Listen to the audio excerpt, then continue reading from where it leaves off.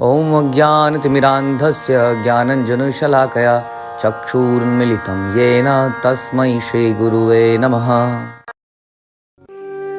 हरे कृष्ण। आप सभी का स्वागत है। हम पढ़ रहे हैं भगवद गीता अध्याय 2 गीता का सार, श्लोक संख्या 17। अविनाशी तु तद्विधि येन सर्वमिदं ततं विनाशं अव्ययस्यास्य न कश्चित् कर्तुमर्हति। जो सारे शरीर में व्याप्त है उसे ही तुम अविनाशी समझो। उस अव्यय आत्मा को नष्ट करने में कोई भी समर्थ नहीं है। तो हमने सुना किस प्रकार से पिछले श्लोक से भगवान ने असली ज्ञान देना शुरू किया, जिसमें उन्होंने सबसे पहले यही ज्ञान दिया कि आत्मा क्या है और शरीर क्या है। वास्तव में ये दोनों भिन्न वस्तुएं हैं। भौतिक शरीर जो है वो चिरस्थायी नहीं है, हाँ, लेकिन आत्मा जो है अपरिवर्तित है और चिरस्थायी है। तो ये डिफरेंस बताना शुरू कर रहे हैं और आज बता रहे हैं कि जो सारे शरीर में व्याप्त है उसे ही तुम अविनाशी समझो। यानी कि जो आत्मा है ये वास्तव में कहाँ है कि सारे शरीर में व्याप्त है। इसको अभी हम डिटेल में समझेंगे कि इसका क्या मतलब है, व्याप्त है। उस अव्यय आत्मा को नष्ट करने में कोई भी समर्थ नहीं है, कोई भी समर्थ नहीं है। ओके, अब इसको अगर हम एक एक को चीज़ को समझें तो सबसे पहले तो आत्मा पूरे शरीर में व्याप्त है। इसका अर्थ है कि आत्मा की अनुभूति पूरे शरीर में व्याप्त है। जैसे हम कह सकते हैं कि सूर्य सारे तीनों लोकों में व्याप्त है। हाँ, अब आप देखेंगे सूर्य तो अपनी जगह पे स्थित है। सारे जो है ग्रह सूर्य के चारों तरफ चक्कर काटते हैं, तो सूर्य सब जगह कैसे हो गया? सूर्य हर जगह कैसे है? अपनी ऊर्जा से, अपनी रोशनी से सब जगह व्याप्त है। उसी तरीके से आत्मा एक पर्टिकुलर जगह पर है शरीर के अंदर, लेकिन उसकी जो अनुभूति है, उसकी जो ऊर्जा है, उसकी जो शक्ति है, वो पूरे शरीर में व्याप्त है। उसकी शक्ति से हम महसूस कर सकते हैं कि आत्मा पूरे शरीर में है या आत्मा इसके अंदर है। आप जानते हैं कि कई वस्तुएं ऐसी हैं जिनको हम देख नहीं सकते। जैसे हवा है, हवा को हम देख सकते हैं, हवा को हम नहीं देख सकते हैं। लेकिन हवा जब हम देखते हैं कि पत्ते उड़ रहे हैं, बाल उड़ रहे हैं, हमारे चेहरे पर हमारे ना उसकी हवा की अनुभूति हो रही है, इससे हमें पता चलता है कि हवा है, हवा बह रही है, हवा चल रही है। हवा को अदरवाइज हम देख नहीं पाते हैं, राइट?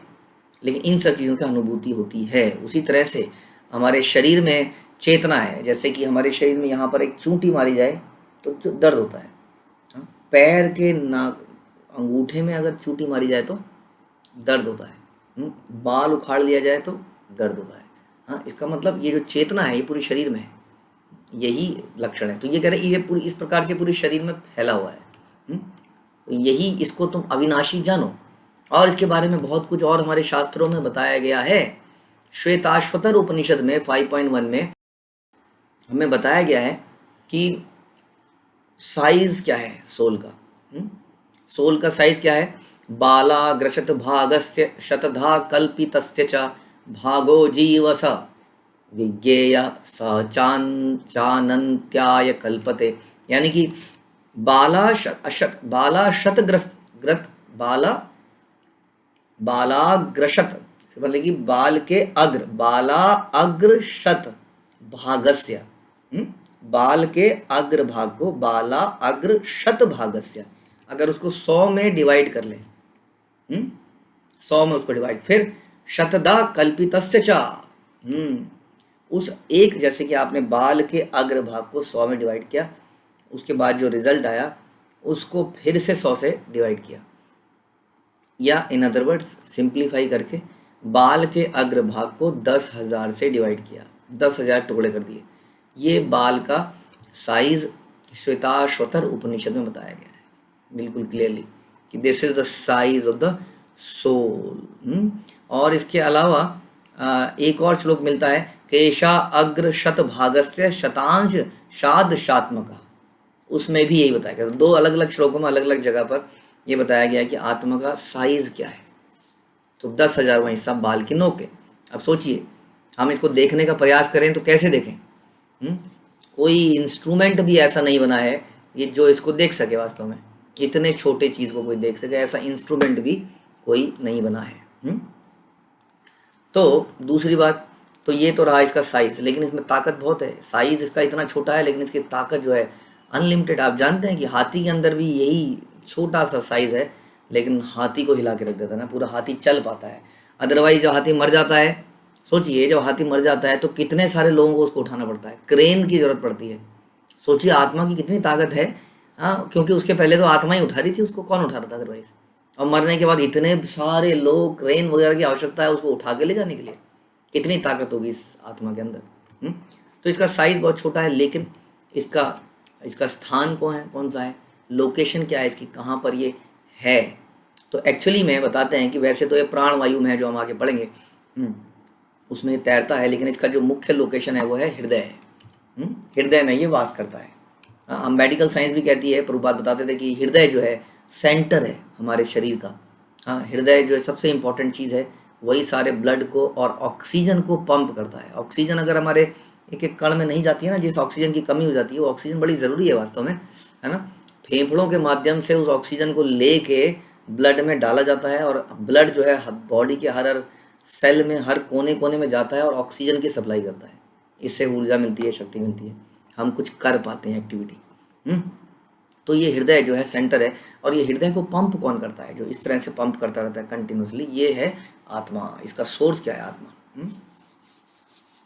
तो कोई भी ऐसी चीज़ जो कंटिन्यूसली ब्लिंक कर रही हो, आपके घर में लड़ियाँ आती हैं ना दिवाली की, वो ऐसे ब्लिंक करती हैं, तो कैसे करती हैं, उसके पीछे बिजली का एक सिस्टम लगा होता है ना, उसके बाद एक कंट्रोलर लगा होता है जो करंट को इस तरह से पास करता है, राइट। तो ऐसे बहुत सारे एग्जाम्पल अभी हम डिस्कस करेंगे। कहने का मतलब है इसका साइज है 1/10,000 of the tip of the hair. उसके बाद इसका जो स्थान है वो है शरीर के अंदर हृदय। लेकिन इसका मतलब ये नहीं कि वो हृदय के अंदर बंद जाता है। अगर आप कहोगे किसी का हृदय ट्रांसप्लांट हो जाए तो उसकी आत्मा भी दूसरे शरीर में चली जाएगी, नहीं, ऐसा नहीं होगा। वो घर में बंद नहीं है। जैसे कि अगर आपके घर में भूकंप आ जाएगा तो आप घर में बैठे रहेंगे क्या? आप तुरंत बाहर निकल जाएंगे, आपको पता चलेगा भूकंप आ रहा है, और घर गिर जाएगा, लेकिन आप बच जाएंगे। हाँ, तो उसी तरह से ऐसा नहीं है कि वो बंद गया है अपने घर के अंदर, यानी कि हृदय के अंदर। हाँ, वो प्राण वायु में तैरता है, लेकिन उसका जो लोकेशन है, वो जो ऊर्जा का सोर्स है, वो आत्मा उसका हृदय के पास, हृदय में रहता है। ऐसा शास्त्रों में बताया गया। ठीक है।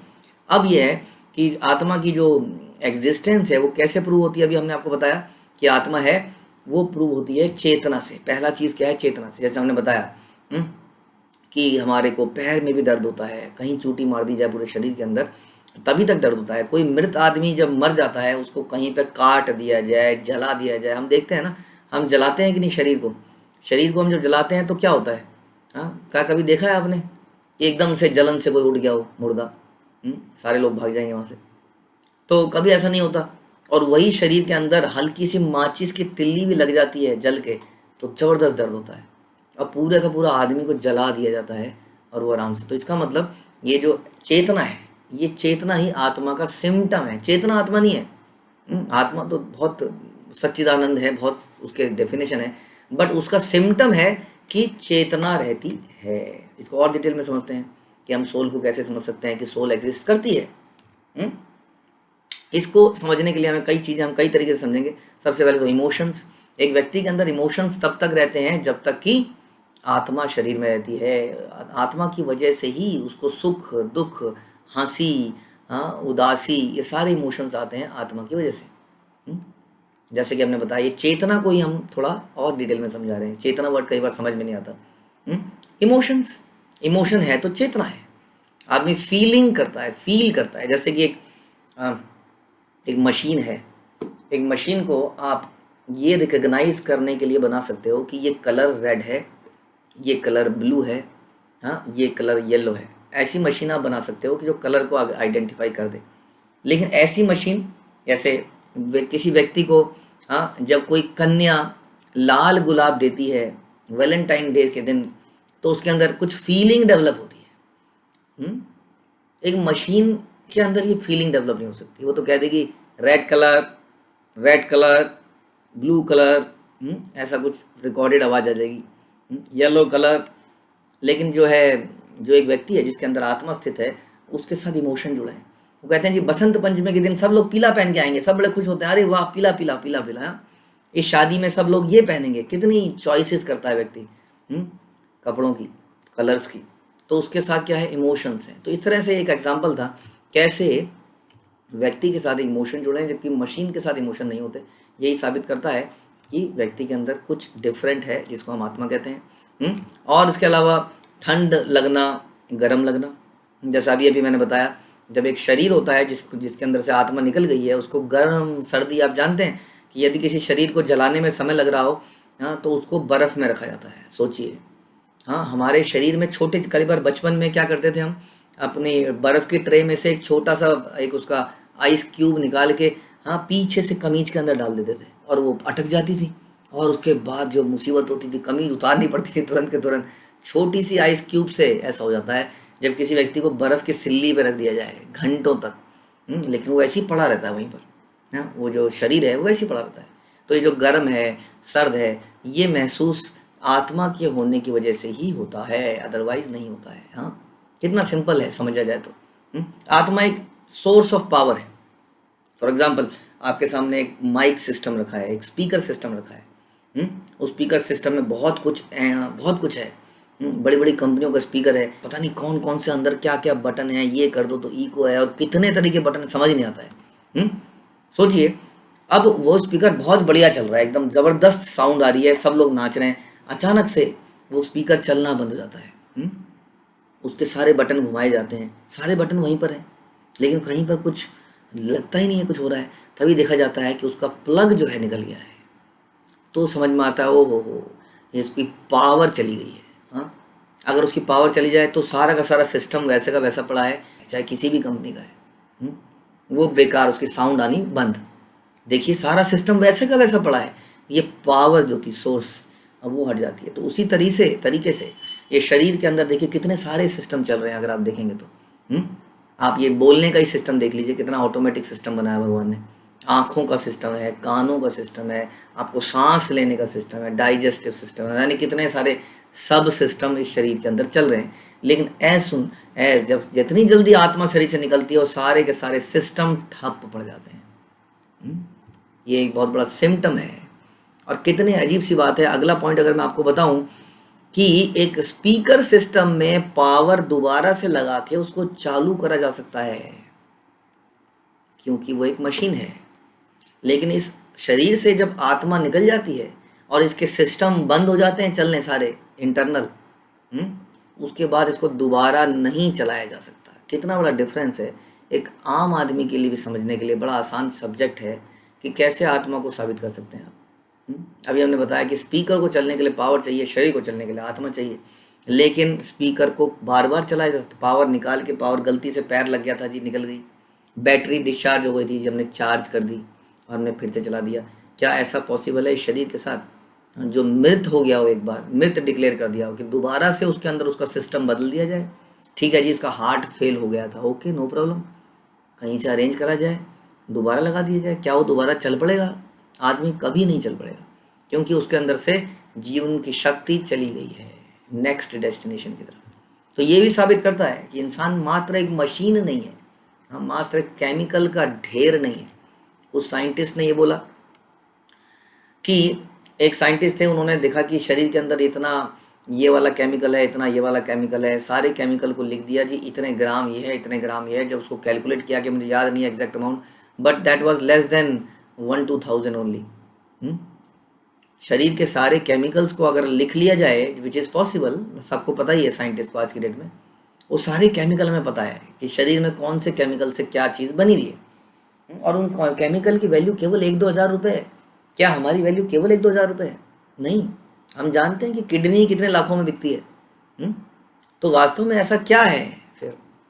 ये केमिकल अगर हमें सब कुछ पता है, तो इन केमिकल्स को मिला के हम क्यों नहीं शरीर का निर्माण कर सकते जो कि चलता हो, फिरता हो? हम रोबोट बनाते हैं, जैसा मैंने बताया, उसके अंदर कोई इमोशंस नहीं है, नो इमोशंस, कोई सर्द गर्म की फीलिंग नहीं है, सब कुछ कंप्यूटराइज्ड है। जैसा भी मैंने बताया, लाल गुलाब या लाल रंग उसके लिए एक बराबर है। तो हम नहीं बना पाते, हम उन सारे केमिकल को मिला के भी नहीं बना पाते। तो ऐसा, that means there is some difference. Body में जो चेंजेस होते हैं, हमने आपको कई बार बताया, बॉडी में चेंजेस आत्मा की वजह से होते हैं। आप देखते हैं कि हमारे बाल बढ़ते जाते हैं, नाखून बढ़ते जाते हैं, हम खुद बढ़ते जाते हैं, हम अपने बच्चे पैदा कर देते हैं। इंसान ने कोई ऐसी मशीन नहीं बनाई, कोई कंप्यूटर नहीं बनाया जो घर रात में एक कंप्यूटर के 2 कंप्यूटर कर दे। कितना बढ़िया होने लग जाए अगर ऐसा हो। हम एक लैपटॉप लाएं, हाँ महंगा सा, उसको अच्छी सी कंडीशन में रखे जाएं, बढ़िया एकदम ऐसी कंडीशन में जिसमें कि वो एक बच्चा पैदा कर दे, एक और कंप्यूटर, एक और लैपटॉप पैदा कर दे। हम कभी नहीं देखते ऐसा होता हुआ, लेकिन ये ऐसा शरीर है, इससे हम दोबारा और पैदा कर सकते हैं। दैट मीन्स इसके अंदर जीवन शक्ति है, जो जीवन शक्ति किसी को दे सकती है। इसलिए कहते हैं life comes from life, life does not come from matter, ऐसा शिला प्रभुपाद बोलते थे। ठीक है, और शरीर के में से आत्मा निकलते ही शरीर का सुंदर स्वरूप चला जाता है। हम देखते हैं शरीर टेढ़ा मेढ़ा होने लगता है, डिफॉर्म्ड हो जाता है। आप देखेंगे अगर कोई शरीर मरने के काफ़ी समय तक पड़ा रह जाए, आप देख सकते हैं उसको किस शक्ल वगैरह बदल जाती है काफ़ी, वो धीरे धीरे डिकम्पोज भी होने लगता है, बदबू भी आने लगती है। इस शरीर में बदबू थी, चलो मानते हैं अंदर ही अंदर थी, हाँ, लेकिन कभी महसूस नहीं हुई बदबू शरीर की। जीवन पूरा बीत गया, अब कुछ ही घंटों में उस शरीर में से बदबू आने लगी। इससे भी साबित होता है कि उसके अंदर कुछ ऐसी शक्ति थी, हाँ, जो कि उसको इतना शक्ति प्रदान करती थी। मुंडक उपनिषद में क्या बताया गया? सूक्ष्म आत्मा की ओर अधिक विवेचना हुई है। आत्मा आकार में अणु तुल्य है, जिसे पूर्ण बुद्धि के द्वारा जाना जा सकता है। मुंडक उपनिषद 3.1.9। ये अणु आत्मा 5 प्रकार के प्राणों में तैर रहा है, हाँ, प्राण, अपान, व्यान, समान तथा उदान। यह हृदय के भीतर स्थित है और देहधारी जीव के पूरे शरीर में अपने प्रभाव का विस्तार करता है। जब आत्मा को 5 वायुओं के कलमों से शुद्ध कर दिया जाता है तो इसका आध्यात्मिक प्रभाव प्रकट होता है। यानी कि इन 5 प्रकार की वायु जो है, जो हम आयुर्वेद इत्यादि में पढ़ते हैं, जिसको कि योगा वाले कराते हैं, आपकी कंट्रोल कराते हैं वायु को, तो ये वायु के बीच में एक तरह से फंसा हुआ है और इसके कलमश से जब ये शुद्ध कर लिया जाता है तो आध्यात्मिक प्रकाश दिखाता है। तो ये मुंडक उपनिषद में भी इसके बारे में बताया गया। इतनी सारी चीज़ें बताई गई हैं इसके बारे में। वैज्ञानिक कहते हैं कि जैसे मैंने बताया कि शरीर केवल कुछ धातुओं से बना है, लेकिन ऐसा नहीं है। ये it is more than this. Common sense की अगर बात करें, कॉमन सेंस में भी कहते हैं कि अरे जनाब चले गए, मिस्टर शर्मा चले गए, सब लोग भागे भागे घर में जाते हैं, मिस्टर शर्मा चले गए, आपने सुना है मिस्टर शर्मा चले गए, मिस्टर शर्मा चले गए। एक पिताजी जाते हैं भाग भाग के, अपने बेटे को भी साथ में ले जाते हैं, और वहाँ पे सब लोग खड़े हैं, उदास से ऐसे खड़े हैं। बेटा तभी तक बोलता है, पापा पापा आप तो कह रहे थे मिस्टर शर्मा चले गए, मिस्टर शर्मा तो यहाँ लेटे हुए हैं। अब बताइए सबके सामने क्या जवाब दें उसको, है क्या बोले कि बात तो सही है, मिस्टर शर्मा तो लेटे हुए हैं, चला कौन गया? कॉमन सेंस, हाँ, कोई तो है जो चला गया, and that is the soul. तो कई तरीकों से हम आत्मा के एग्जिस्टेंस को समझ सकते हैं, जो कि इस श्लोक में भगवान बताने का प्रयास कर रहे हैं कि जो इस शरीर में फैला हुआ है चारों तरफ, उसको तुम अविनाशी जानो, that is the real you. उसको कोई नष्ट नहीं कर सकता, इसलिए don't get bewildered by change of body, death and birth, ऐसा भगवान अर्जुन को बताते हैं। तो हमने बहुत डिटेल में समझा आत्मा के अस्तित्व के बारे में। आपका बहुत धन्यवाद। श्रीमद् भगवद गीता की जय, श्रील प्रभुपाद की जय।